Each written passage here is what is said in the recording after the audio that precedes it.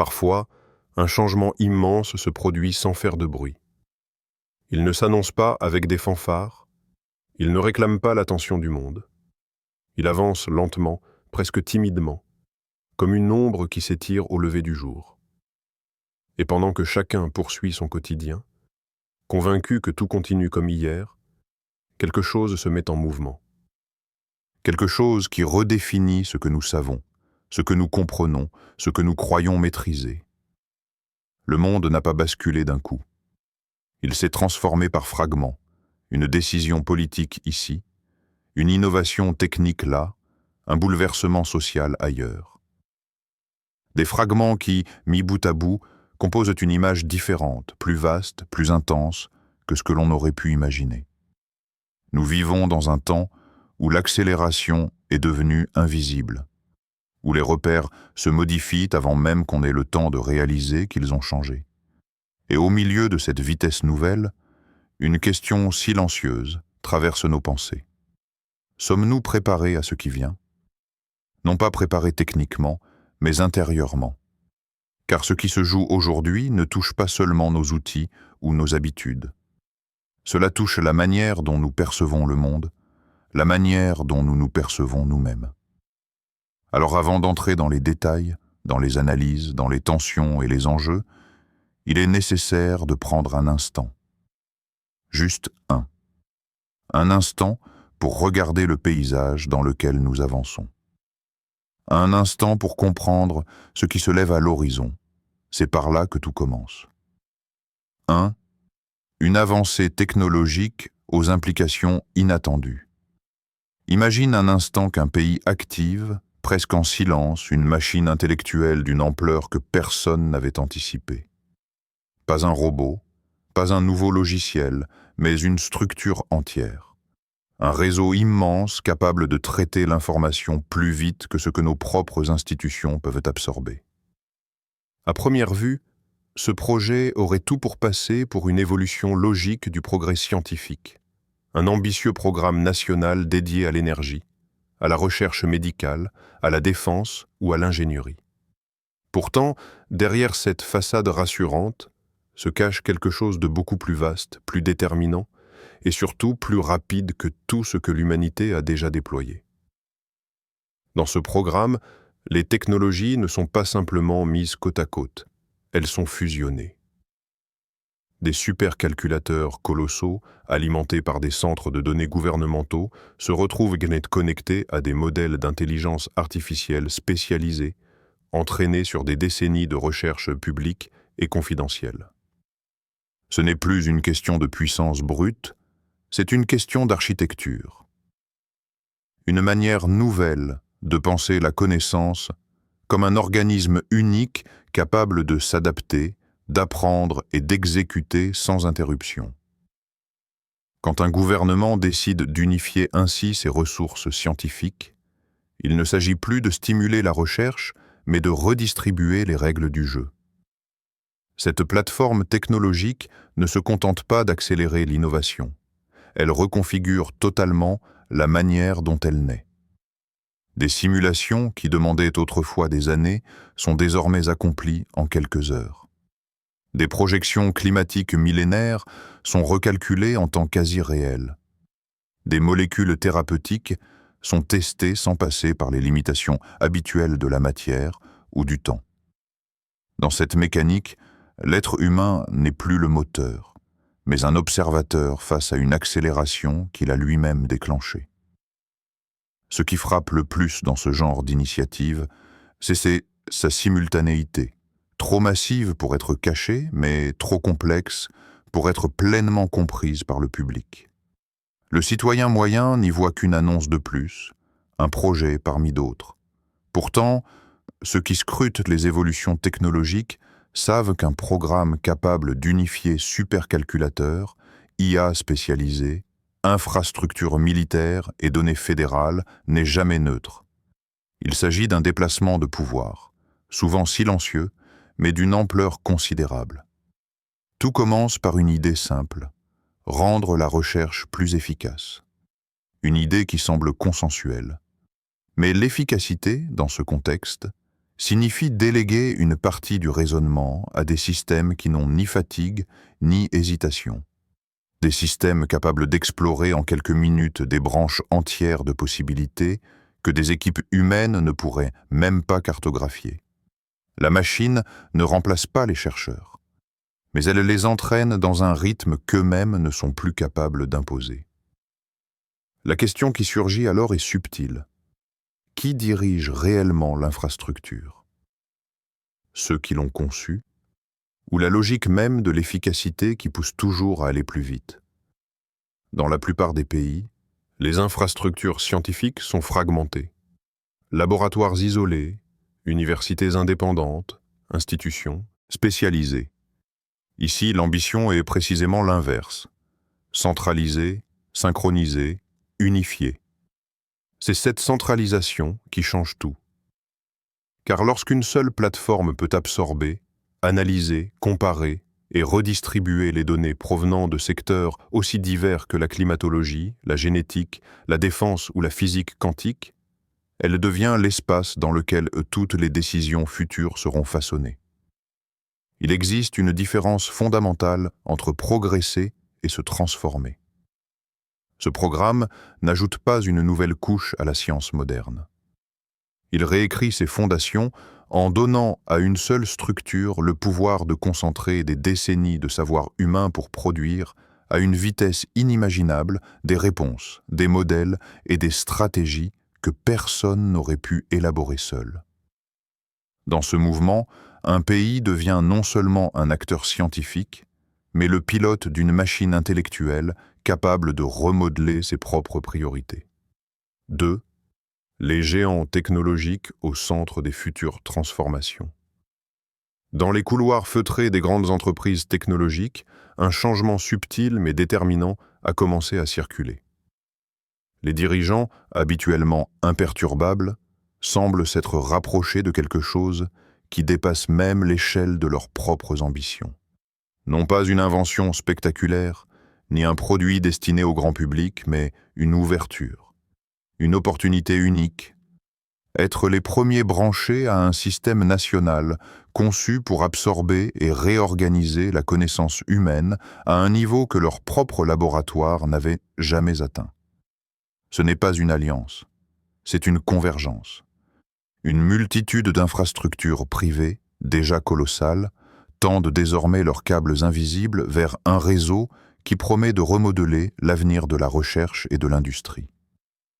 Les serveurs des géants du cloud, les architectures de puces révolutionnaires, les centres de calcul haute performance, les modèles d'IA spécialisés, chacun de ces éléments possède sa propre histoire, son propre écosystème. Mais soudain, ils sont appelés à participer à quelque chose de plus vaste que leurs stratégies individuelles. Dans les salles de réunion, une même question circule. Qui sera le mieux positionné?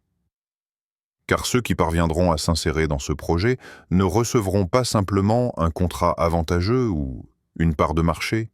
Ils accéderont à un volume de données, de simulations et de capacités d'apprentissage que l'on peut comparer à une autoroute ouverte uniquement aux acteurs les plus avancés. Une autoroute où chaque minute de calcul peut représenter des années de bénéfices technologiques. Pour les fabricants de puces, cela signifie façonner les briques matérielles qui permettront à cette nouvelle intelligence nationale de respirer. Pour les plateformes cloud, c'est héberger une partie du réseau nerveux qui transportera les décisions. Pour ceux qui maîtrisent l'IA, c'est injecter leur modèle dans un environnement où les limites matérielles sont repoussées. Cette dynamique n'exige pas qu'ils dominent l'infrastructure. Elle exige qu'ils la comprennent suffisamment pour devenir indispensables. Ce qui se joue ici n'a rien de théorique. L'entreprise qui parvient à s'aligner avec le programme peut voir son influence s'étendre à une vitesse fulgurante. Ces technologies se retrouvent impliquées dans des projets d'ingénierie nationale, dans des programmes énergétiques, dans des recherches biomédicales critiques. Et toutes ces interactions, une fois synchronisées, produisent une quantité phénoménale de retours d'expérience. Dans le domaine technologique, l'expérience est la devise la plus précieuse. Plus un système traite de cas, plus il devient performant. Plus il devient performant, plus il est sollicité. Plus il est sollicité, plus il dicte les standards. C'est ainsi qu'une poignée d'entreprises peut progressivement s'ériger en pilier incontournable, non pas par décret, mais par une logique mécanique d'efficacité. Le pays a besoin de leur expertise, et elles ont besoin des circuits toujours plus vastes qu'on leur ouvre. Dans ce mécanisme, leur pouvoir ne repose plus seulement sur la richesse ou la popularité, mais sur une position stratégique que personne d'autre ne peut concurrencer.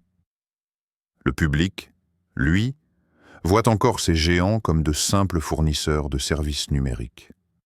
Une illusion confortable, nourrie par des interfaces colorées et des slogans rassurants. Mais en coulisses, ce sont des structures tentaculaires, capables d'orienter l'accès à l'information mondiale, de modeler l'économie numérique, d'influencer des industries entières. Et lorsque ces structures se retrouvent au cœur d'un programme national d'une telle ampleur, leur rôle ne se limite plus au commerce. Elles deviennent co-architectes de la prochaine ère technologique. Les dirigeants de ces entreprises le savent. Ils savent que chaque décision prise aujourd'hui peut déterminer non seulement Leur place dans l'économie mondiale, mais leur participation à un système intellectuel qui évolue à une vitesse à laquelle aucun individu, aucun gouvernement, aucun marché ne peut prétendre rivaliser seul. Et c'est précisément cette prise de conscience, silencieuse mais pleinement assumée, qui transforme ces géants en acteurs centraux d'une mutation qui dépasse de loin la simple innovation. 3. Une accélération du savoir au-delà du rythme humain. Il existe une limite invisible que l'humanité n'avait jamais réellement franchie. Celle qui sépare la vitesse naturelle de l'esprit humain de la vitesse mécanique d'un système conçu pour apprendre sans interruption. Pendant des millénaires, toute avancée passait par le même cycle. Penser, tester, échouer, recommencer. Ce rythme, parfois lent, parfois laborieux, façonnait le progrès comme un fleuve patient creusant la pierre. Puis survient un changement radical. La possibilité d'un savoir produit plus vite que nous ne pouvons l'assimiler. Lorsqu'on parle d'accélération du savoir, on imagine souvent un simple renforcement de nos capacités actuelles. En réalité, c'est un glissement vers quelque chose de plus profond. Les machines mises en place dans ce programme n'ont ni fatigue, ni distraction, ni hésitation. Elles ne suivent pas le rythme humain. Elles le dépassent, le multipliant, l'enterrent sous des couches de calcul qui auraient nécessité plusieurs vies de chercheurs. Ce ne sont plus seulement des outils, ce sont des environnements entiers où les hypothèses naissent, se testent et se transforment à un rythme qui échappe entièrement au temps biologique. Dans un laboratoire classique, une équipe peut passer des mois à vérifier une seule variable.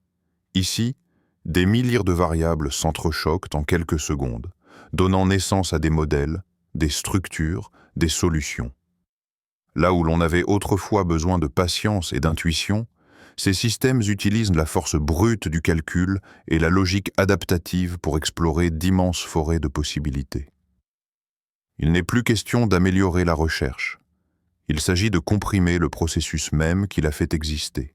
Cette compression altère notre rapport au savoir.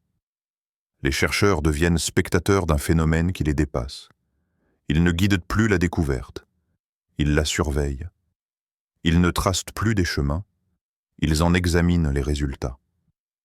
La frontière entre l'invention humaine et la synthèse algorithmique commence à s'estomper, non parce que l'humain disparaît, mais parce que la machine trace des routes trop nombreuses, trop rapides pour que nous les suivions une par une. Lorsque des simulations massives sont exécutées, il ne s'agit pas seulement de vitesse. C'est la qualité même de la compréhension qui change. Une machine capable de modéliser en quelques minutes des phénomènes qui nécessitaient autrefois des années de travail ne se contente pas d'aller plus vite. Elle regarde différemment. Elle détecte des motifs que l'œil humain aurait mis des décennies à discerner. Elle calcule non seulement les conséquences d'une action, mais les ramifications alternatives que personne n'avait envisagées. Ainsi naît un paradoxe étrange. Nous créons des interprètes qui lisent la réalité pour nous, mais leur lecture dépasse notre capacité à vérifier chaque ligne. Nous construisons des moteurs d'hypothèses si productifs que nous ne pouvons qu'effleurer la surface du paysage qu'ils génèrent. Ce décalage crée une tension silencieuse.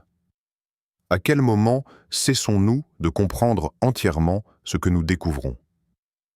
Dans les salles de contrôle où se déroulent ces calculs gigantesques, il règne une atmosphère particulière. Le bruit des machines est constant. Le défilement des données hypnotiques. Les écrans s'illuminent de résultats que personne n'aurait pu produire seul. On parle souvent de puissance de calcul, mais ce terme ne traduit pas l'essentiel. Ce n'est pas seulement la puissance qui change, c'est la nature même de la recherche. Elle ne progresse plus de manière linéaire, mais par bonds, parfois si larges qu'ils redéfinissent le terrain avant que nous ayons pu en cartographier les contours.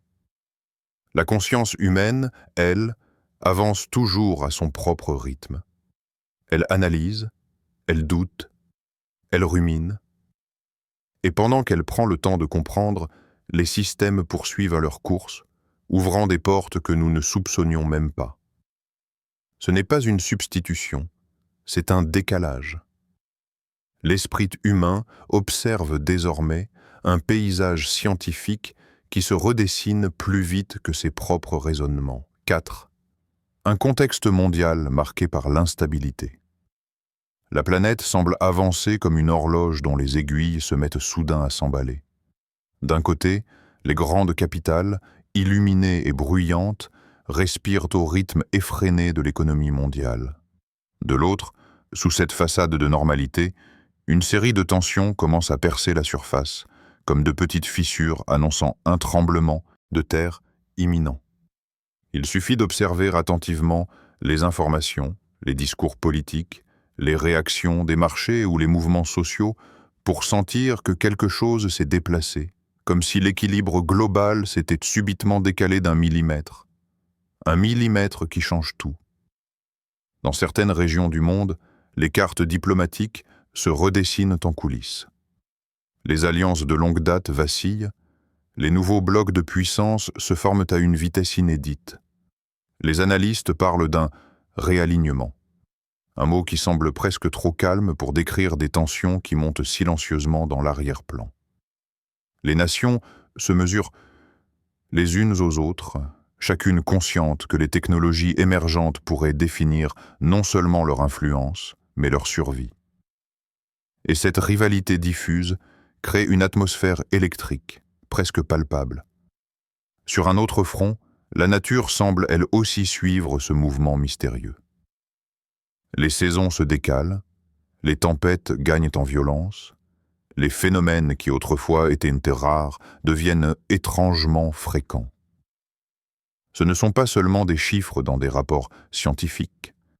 Ce sont des villes noyées sous des pluies records, des régions entières ravagées par des incendies sortis de nulle part, des populations déracinées du jour au lendemain. Chaque événement pris séparément pourrait sembler banal, mais leur accumulation compose une sorte de murmure inquiétant qui traverse les continents. Les marchés financiers, eux aussi, réagissent avec une nervosité inhabituelle. Les fluctuations ne sont plus seulement économiques, elles ressemblent à des sursauts de peur collective. Le moindre incident, qu'il soit politique ou climatique, déclenche des vagues d'incertitude qui se propagent d'un pays à l'autre en quelques secondes, amplifiées par la vitesse des réseaux mondiaux. Les analystes le vivent comme une partie d'échecs où aucune pièce n'est stable, où chaque mouvement en déclenche 10 autres. Pendant ce temps, dans les rues des grandes villes, les gens vivent cette instabilité sans toujours la nommer.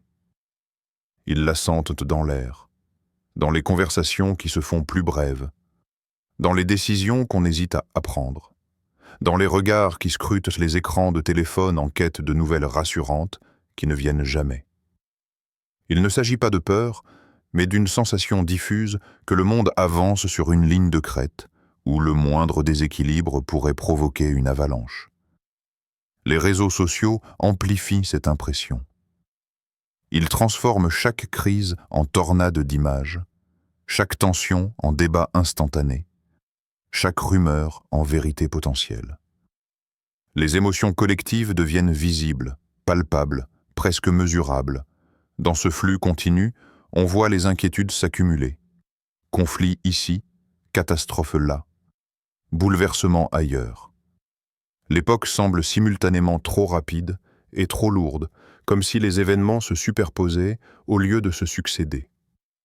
Dans les coulisses de cette agitation mondiale, les institutions tentent de suivre. Les gouvernements multiplient les annonces. Les organisations internationales réévaluent leurs priorités. Les experts s'efforcent de redonner un sens à des tendances qui échappent au modèle traditionnel. On parle de résilience, d'adaptation, de transition. Des mots nécessaires, certes, mais qui ne parviennent pas à masquer la réalité. Nous traversons une période où chaque repère semble devenir mouvant. Ce contexte global crée une atmosphère étrange, comme si le monde retenait son souffle. Les crises s'enchaînent, les tensions se répondent, les paysages se transforment, et derrière tout cela, un sentiment domine. Celui que notre époque avance sur un terrain qui n'a jamais été cartographié. Les événements ne semblent plus isolés les uns des autres. Ils se répondent, se renforcent et convergent vers quelque chose que personne ne peut encore définir clairement, mais que tout le monde ressent. 5. Une société façonnée par l'image et l'exaltation de soi. Il suffit d'ouvrir n'importe quelle application sur un téléphone pour comprendre le moteur invisible qui propulse notre époque. Pas un moteur fait de câbles ou d'acier, un moteur psychologique, subtil, précis, réglé pour capturer l'attention et la retourner vers celui qui la cherche. À l'écran, des visages posent, des corps s'exhibent, des vies se montrent comme des vitrines impeccables. Ce n'est pas un hasard. C'est une mécanique parfaitement huilée, un système pensé pour que chacun devienne simultanément acteur, spectateur et produit. Le phénomène commence innocemment. Une photo, une vidéo, un moment de vie partagé pour garder une trace. Mais très vite, le geste change de nature. La publication devient un test, une mesure, une tentative de plaire. Le compteur de réaction prend de l'importance, presque sans qu'on s'en rende compte. Et c'est là que la machine se met en marche. Plus une publication attire l'attention, plus l'algorithme la propulse. Plus elle est propulsée, plus elle crée un sentiment de validation. Plus ce sentiment grandit, plus il encourage à recommencer. Une boucle parfaite. Ce cycle transforme lentement la perception de soi. On n'existe plus vraiment pour soi-même. On existe dans l'œil de l'autre, dans le regard diffus mais omniprésent de milliers de curieux anonymes. On ne partage plus une expérience, on la met en scène. On ne vit plus un moment, on l'ajuste pour qu'il soit montrable. La spontanéité s'efface. Place à la performance. Dans ce théâtre permanent, les émotions deviennent des instruments. La joie doit être visible. La réussite doit être spectaculaire. Même l'authenticité se transforme en stratégie. On n'exprime plus une vulnérabilité. On la monétise. On ne partage plus un échec. On le transforme en message inspirant calibré pour la viralité. L'intime se fait façade, soigneusement éclairé, retouché, retravaillé. L'objectif n'est plus d'être vrai, mais d'être remarqué. Cette dynamique crée un paysage étrange. Sur une même plateforme, on peut voir quelqu'un exhiber sa richesse dans une villa luxueuse, pendant qu'un autre raconte son drame personnel devant une audience de millions. Les extrêmes deviennent monnaie courante. Plus une émotion est intense, plus elle est rentable. Dans cette logique, la normalité disparaît. Être ordinaire ne capte plus l'attention, donc ne vaut plus rien. Il faut donc amplifier, exagérer, dramatiser. Les plus jeunes grandissent dans cet environnement comme dans une salle de miroirs déformants. Ils apprennent très tôt que leur valeur semble liée à leur visibilité, que l'approbation numérique peut remplacer l'estime personnelle, que l'apparence peut supplanter le contenu. Ils découvrent aussi que la comparaison n'est pas un risque, c'est une habitude. Chaque défilement d'écran devient un rappel silencieux que quelqu'un, quelque part, paraît réussir mieux qu'eux. L'espace numérique transforme aussi la façon dont la spiritualité, l'éthique ou la morale s'expriment. Les valeurs deviennent parfois des accessoires, brandis pour séduire un public plutôt que pour guider une vie. Les paroles inspirantes se transforment en slogans, les engagements profonds en tendances passagères. La quête d'authenticité se dilue dans la quête d'audience. Même les gestes altruistes se retrouvent filmés, montés, diffusés, calibrés pour susciter l'émotion plutôt que pour produire un vrai changement. Derrière tout cela se cache une réalité rarement évoquée. L'économie de l'attention est devenue une économie de l'ego. Les plateformes récompensent ce qui attire le regard. Et ce qui attire le regard est souvent ce qui amplifie l'orgueil. Le succès numérique se mesure en chiffres, pas en profondeur. On en vient presque à vivre dans une société où le paraître structure le réel, où l'identité se construit sur des images fragmentées, où la valeur se détermine publiquement, minute après minute. Et tandis que cette scène globale s'étend, un glissement culturel s'opère. La discrétion devient suspecte, la modestie invisible, la réserve incompréhensible. Tout pousse à parler plus fort, à s'exposer davantage, à prouver constamment quelque chose de soi. Le silence n'est plus une force. C'est une absence dans un espace qui exige une présence continue. 6. Un appel à la lucidité et au recentrage. Il existe un moment, parfois discret, où tout ce qui nous entoure semble faire moins de bruit. Comme si le monde entier, saturé d'informations, de tensions, d'images et de bruit, laissait apparaître une brèche minuscule, un espace où quelque chose en nous commence à parler. Ce n'est pas une voix forte. Elle ne s'impose pas. Elle murmure. Elle demande « Où vas-tu vraiment ?» Dans ce rythme qui accourt sans jamais s'arrêter, cette question a presque l'air déplacée. Et pourtant, elle s'accroche, elle s'invite, elle revient. On ne répond pas à une telle question en consultant un calendrier ni en calculant un objectif. On y répond en observant ce que l'on devient lorsque personne ne regarde. Dans un monde où les écrans tracent nos silhouettes, où nos gestes sont enregistrés, commentés, partagés, il devient difficile de distinguer ce que nous faisons pour exister, de ce que nous faisons pour être vus. Mais dès que les lumières s'éteignent et que le silence s'installe, une vérité simple s'approche. Tout ce qui est superficiel tombe, et tout ce qui est essentiel reste. La lucidité commence souvent là. Dans la prise de conscience que la vitesse collective ne définit pas notre direction personnelle. Nous vivons dans une époque où l'on peut être constamment occupé sans jamais avancer, constamment exposé sans jamais se connaître, constamment entouré sans jamais être présent. Être lucide, ce n'est pas se couper du monde, c'est retrouver la capacité de le regarder sans être absorbé par lui. Il y a toujours un moment où l'on se rend compte que l'accumulation d'images, de goûts, d'opinions, de projets ne remplit pas ce qui compte réellement. Il existe une soif plus profonde, que ni les distractions ni les réussites ne parviennent à apaiser. Cette soif ne se manifeste pas dans les heures de gloire, mais dans les instants de fatigue. Lorsque les masques glissent, c'est là que surgit le besoin de sens, de solidité intérieure, de quelque chose qui ne dépend ni du regard des autres, ni des circonstances. Le recentrage, dans ce contexte, n'a rien d'abstrait. C'est un retour au cœur de soi, là où nos peurs, nos intentions et nos contradictions ne peuvent plus être maquillées. Ce n'est pas un retour confortable.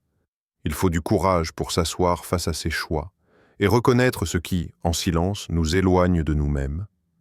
Il faut de l'honnêteté pour admettre que l'on s'est parfois dispersé, que l'on a perdu le fil, que l'on a laissé les urgences étouffer l'essentiel. Mais ce travail intérieur a une force particulière. Il recentre la perspective.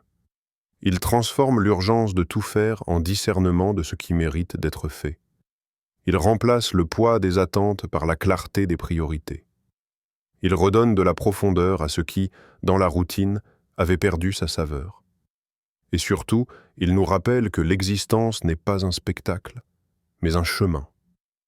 Un chemin sur lequel chaque décision trace un sillon, même minuscule. Face à un monde qui change, qui tremble parfois, qui accélère sans cesse, le recentrage devient presque une forme de résistance. Résister à la dispersion. Résister à l'illusion. Résister à la tentation de se définir par l'extérieur. Cela ne demande pas de fuir. Cela demande de choisir, de regarder lucidement ce qui nous façonne et d'oser retirer ce qui nous détourne. Dans ce processus, certains découvrent une force inattendue, une force tranquille, intérieure, qui ne dépend pas des circonstances. Elle ne s'impose pas. Elle ne crie pas.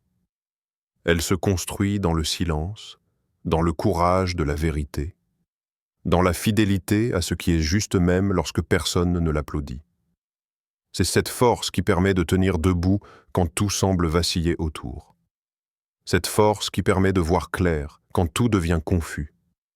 Cette force qui permet d'avancer quand l'avenir paraît incertain. Il y a toujours un moment où le regard se tourne vers l'avenir, non pas pour en deviner chaque détail, mais pour accepter qu'il approche, qu'il se construit déjà sous nos pas. Les changements que nous voyons, les tensions que nous ressentons, les accélérations que nous subissons ne sont pas des événements isolés. Ce sont des signes d'un monde qui se redéfinit. Un monde qui exige de chacun une attention nouvelle, un regard plus profond, une présence plus consciente. Dans cette époque où tout semble glisser trop vite, une chose demeure entre nos mains. Notre capacité à choisir comment nous avançons. Nous ne contrôlons pas l'immensité des forces qui se déploient autour de nous, mais nous contrôlons la clarté avec laquelle nous décidons de marcher. Ce qui compte, ce n'est pas seulement ce qui arrive, mais ce que nous devenons au milieu de ce qui arrive. Alors, au-delà des technologies, des bouleversements et des illusions, il reste une question essentielle, une question que personne ne peut fuir. Quelle sorte de trace voulons-nous laisser derrière nous? Une trace dictée par la peur, l'agitation, la dispersion, ou une trace inscrite par l'intention, la lucidité, la force intérieure? Le monde continue de tourner, de se transformer, d'avancer. Rien ne nous empêche de faire de même. Et peut-être que, dans ce mouvement, nous trouverons ce que tant cherche sans jamais le nommer. Une direction qui ne vacille pas, même lorsque tout semble changer autour.